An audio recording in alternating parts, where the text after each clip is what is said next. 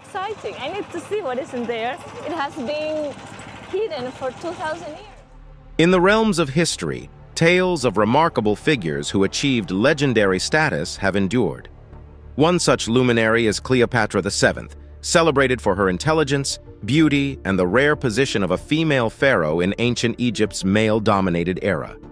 Her legacy, however, like all things, risks fading into obscurity. In pursuit of a deeper understanding of her story, archaeologists tirelessly sought evidence, leading to a startling discovery: Cleopatra's tomb. And this is astonishing because it's very unlikely to die in the juvenile age. She has been treated well her whole life. Join us in this video to unravel the life, death, and enduring legacy of Cleopatra, as well as the astonishing secrets concealed within her long-lost burial place. One of the most advanced civilizations in history was ancient Egypt.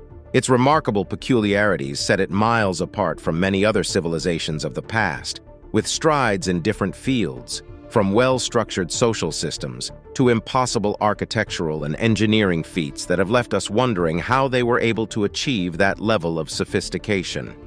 Likewise, the Macedonian Empire, in its glory days, stood tall ahead of all other kingdoms and paved the way for many systems we still adopt to this day.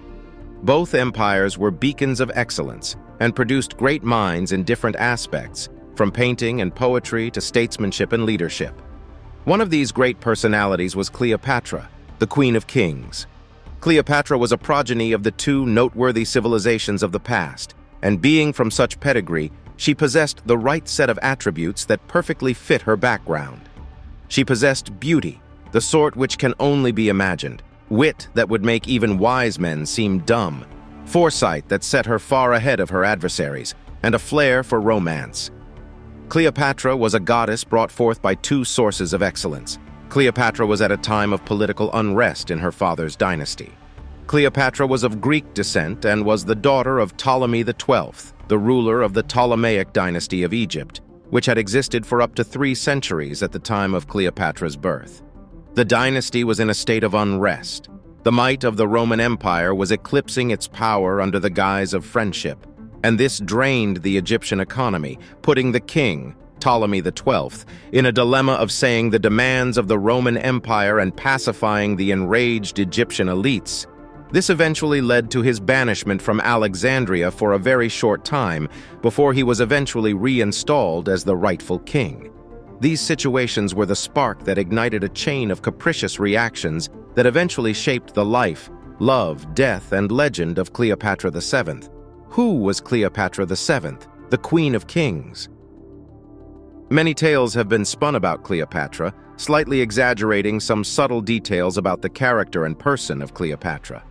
One of the popular stories of Cleopatra that was pioneered was her ability to seduce anybody into agreeing with her wishes by using her serpentine power.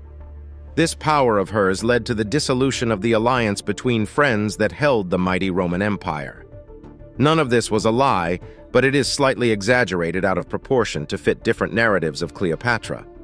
Keep watching to see who Cleopatra really was. Still, before we continue, it is important to note that, like many historical figures with an unending appetite for power, Cleopatra was not just a mere seducer who relied on her beauty alone to manipulate men into doing her wishes. However, she was no saint and employed desperate measures to get her wishes realized. She was an intelligent, multilingual female pharaoh who asserted her authority over Egypt and other regions. Although she had the looks, her beauty was not only limited to the face, as they say. Her beauty was not exceptionally unique, and they wouldn't amaze every man who set their eyes on her. However, what truly stood out was her engaging personality, her skill in conversation, and the way she carried herself in every interaction. Born in 69 BC into a dissolving dynasty, she ruled alongside her father after he was reinstated and tasted the wine of power at a very young age. However, this power was already waning because the Ptolemaic dynasty was nothing more than a vassal state of the Roman Empire at the time, as opposed to its glory days. However, she still wanted it all and made her rightful claim to the throne at age 17 after the passing of her father. This claim wasn't entertained in the royal courts of Egypt, despite Ptolemy XII will clearly stating that he wished his eldest son, Ptolemy XIII, and his daughter Cleopatra the Seventh shared the throne and ruled the kingdom together as husband and wife. This arrangement was not accepted by her brother, who saw her as an adversary and competitor to his throne. This put Cleopatra's life in danger, forcing her to flee the kingdom and seek refuge in Pelusium. While in exile, the king of the Roman Empire, Julius Caesar, was on the trail of a rebellious general, Pompey, who fled to Egypt in hopes of seeking success in the palace of Ptolemy XIII and escaping Caesar after being defeated in the civil war.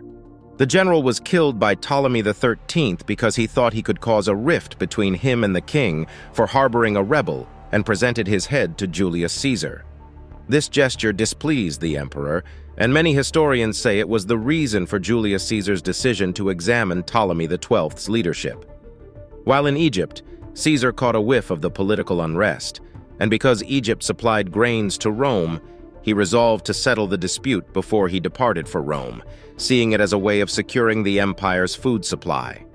In a plot to make Caesar acknowledge him as the sole ruler of Egypt, Ptolemy XII made sure all access was blocked for Cleopatra to prevent her meeting with Julius Caesar. After making sure of this, he pleaded his plight and his claim as the rightful heir to the throne. Unbeknownst to him, Cleopatra snuck into the palace later that night to plead her case to the ruler. There are many accounts of how this happened. Some say she wittingly wrapped herself up in a carpet rug and got delivered to the private royal quarters of the palace, which enabled her audience with Julius Caesar. With her charm and dialogue, it was a matter of time before she got the emperor hooked on her, and he went on to pass the verdict in her favor, giving her what she so much desired: the throne of Egypt and seat of the Ptolemaic dynasty. Caesar stood by Cleopatra's side on her quest to retrieve what he believed was rightfully hers, and saved her from the hands of her brother and his advisors. He installed her as co-ruler alongside Ptolemy XIII, as it was stated in their father's will. This bitter resolution was brought to an abrupt end when Cleopatra's brother died while trying to quench a rebellion, and this left his position vacant. This would lead Cleopatra to take drastic measures to secure her fragile position as the Pharaoh of Egypt. She took no chances as she went on a killing spree, eliminating every candidate that could lay claim to the throne, which included 2 of her siblings, and putting her and Caesar's son, Caesarion, as her co-ruler. The assassination of Julius Caesar on the Ides of March caused an uprising in the Roman Empire and almost led to anarchy in the empire. But the allied forces of Octavian and Mark Antony brought an end to the advance of the rebellious groups that connived to assassinate Caesar. After the dust of war settled and calmness was restored to the realm, Mark Antony chose to rule the Eastern Roman Empire and Octavian the West. Mark summoned Cleopatra to his palace and questioned her allegiance to the Roman Empire and her shortcoming in sending support in the form of troops to the battlefields, to which she wittingly and brilliantly explained was a result of lateness, as she had already deployed troops but didn't make it to the battlefields in due time. This interaction surely affected Mark Antony, and by the end of their meeting he was already enamored by the queen despite being married to Octavian's sister Octavia. The meeting was the beginning of a romance for the books that paintings, songs, and literature will forever immortalize. Mark Antony and Cleopatra's bond waxed stronger, and she birthed 3 kids for him. Cleopatra, now mother of Caesar's son, lover of an emperor of the Roman Empire, and Pharaoh of Egypt, had power and could get anything she wanted. Cleopatra made Mark Antony dance to all her tunes, and he did dance as he was deeply enamored with Cleopatra. This development began to raise eyebrows, and he was displeased with Mark Antony's behavior toward his sister. The relationship between Mark Antony and Octavian began to wither, and the flame of their friendship slowly burned out, while the love for Cleopatra shone brightly. This angered the Roman leaders, and they voted to wage war on Mark Antony and Cleopatra on no reasonable grounds. The Battle of Actium sealed the fate of Antony and Cleopatra. It signaled Octavian's rise to be the sole emperor of Rome. Also, it was a sign from Octavian to Antony to make clear that he now regards Antony as an enemy. The battle ended with Antony and Cleopatra suffering heavy losses, and they both fled the scene. Many sources like Strabo, Plutarch, and Dio mentioned that Antony stabbed himself several times after being misinformed of Cleopatra committing suicide. He was carried to her side, and she wept profusely, calling him her master and husband while she smeared his blood on her face. She then covered him with her cloth and went on to dress in her royal attire and tried to commit suicide but failed on several attempts. Then she put a live poisonous cobra snake in her veins and slipped into death by the poison of the venom. The events of Cleopatra's suicide were corroborated by her physician Olympus, making this version the most trusted amongst other possible versions. The tale of Cleopatra clearly depicts her as a true lover, a diplomat, and an astute and passionate leader who would stop and do nothing to extend the legacy of the Ptolemaic dynasties, and not any of those exaggerated claims that have been made popular. Where was Cleopatra buried? The story of Cleopatra, an intriguing story woven with threads of romance, treachery, blood, love, and power, is a story with no face. This has plunged several archaeologists into a frantic search for the legendary lover and leader. Despite her significant historical role, the exact location of Cleopatra's burial remains a mystery. Historical accounts suggest that Mark Antony and Cleopatra were laid to rest together, making the discovery of her tomb even more intriguing. For centuries, archaeologists and historians have debated the exact location of Cleopatra's famous tomb. Many believed it to be in Alexandria, her hometown. Unfortunately, natural disasters, including earthquakes and rising sea levels, have submerged a significant portion of the city under 20 feet of Mediterranean seawater. Searching there nearly impossible. Recently, attention has turned to a desert temple near Alexandria, where researchers are exploring the possibility that Cleopatra, known for her strategic thinking, might have chosen a tomb in a location of greater spiritual significance than downtown Alexandria. The theory is that she could have arranged for her mummified remains to rest undisturbed in a sacred place, alongside her beloved Antony. The first expedition in search of the Queen of the Nile began in 1992. Underwater archaeologist Frank Gaudio conducted extensive explorations of the waters around Alexandria in the early 2000s.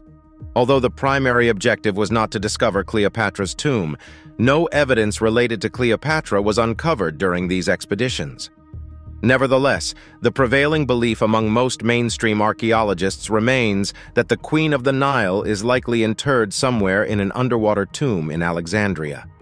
In November 2006, the household name for Egyptology, Zahi Hawass, who was then the Secretary General of the Supreme Council of Antiquities, marked out the key features of an archaeological site where he and a team of scientists and excavators had been working for the past year on the hunt for Cleopatra's tomb.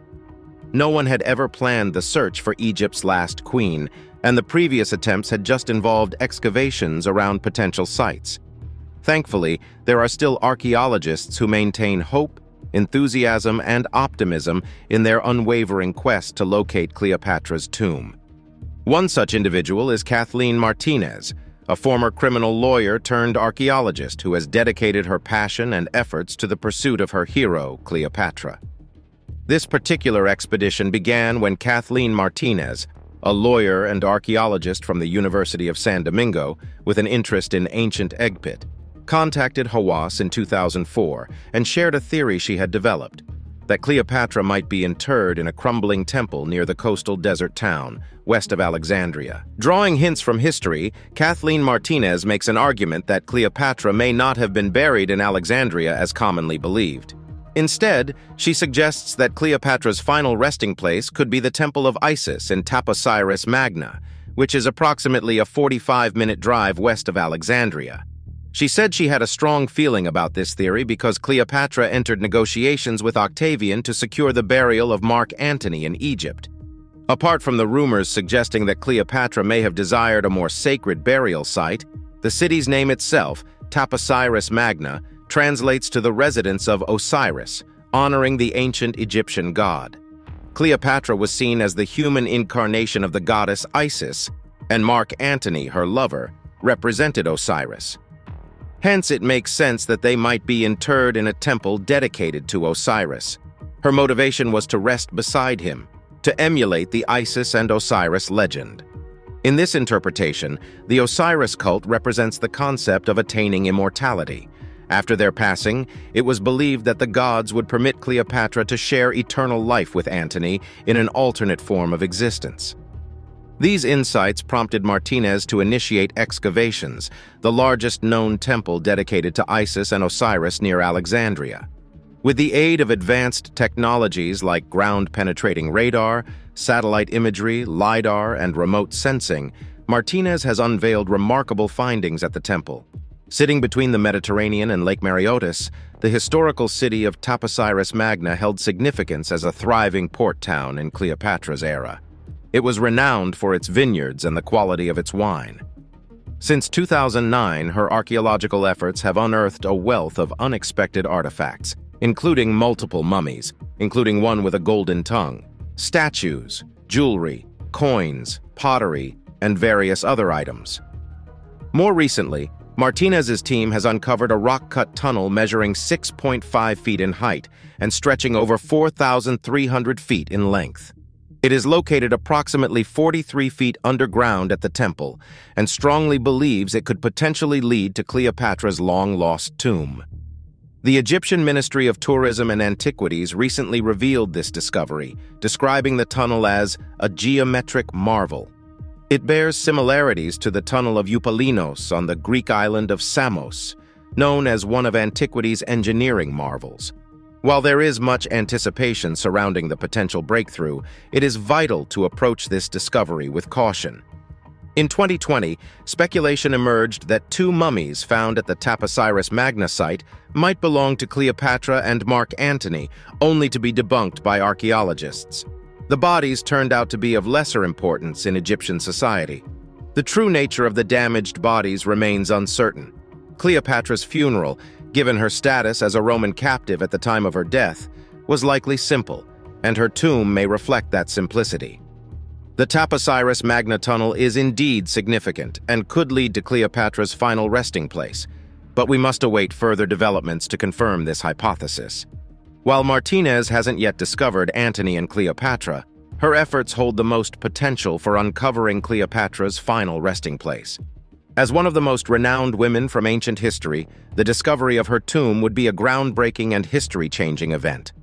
The discovery of Cleopatra's tomb promises to shed light not only on her life and death, but also on the Greco-Macedonian royal existence in Alexandria.